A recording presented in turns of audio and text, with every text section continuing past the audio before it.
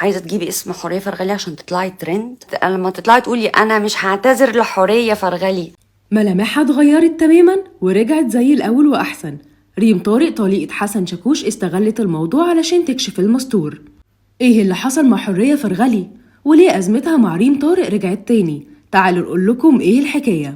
في الساعات اللي فاتت رجعت حورية فرغلي من تاني تتصدر لترند، وده بعد انتشار صورة ليها وملامحها متغيرة تماما، وواضح فيها انها رجعت زي الأول وكمان أحسن بعد معاناة لسنين بسبب كترة العمليات اللي اضطرت تعملها بعد تعرضها لإصابة خطيرة. لكن محدش كان متخيل إن عملية التجميل هتنجح بالشكل ده، خاصة إنها رجعتها زي الأول وأحلى كمان.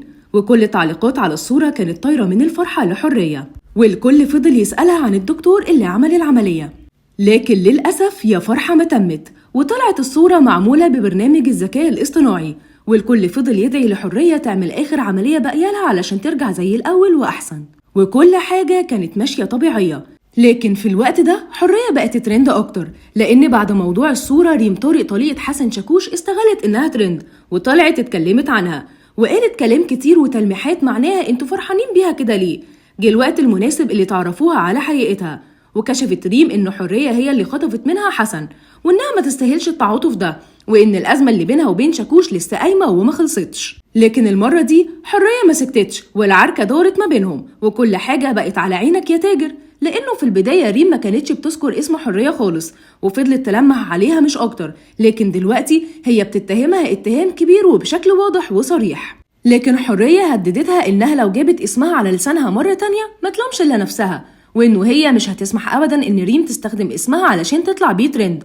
وبكده مسلسل ريم طارق وحورية فرغلي اتفتح من تاني. ناس قالت إن اللي بيحصل ده استغلال من ريم لاسم حورية فعلا، وإنها بتحاول تطلع ترند بأي شكل، واستغلت إنها ترند بسبب عملية التجميل والصورة وطلعت من تاني تفتح في القديم. وناس تانية شايفة إن حورية ما كانتش ينفع تطلع لايف وتتكلم عليها، لأنهم بكده رجعوا فتحوا ملف الأزمات من تاني. تفتكروا فعلا ريم طارق بتستغل اسم حورية علشان تعمل ترند؟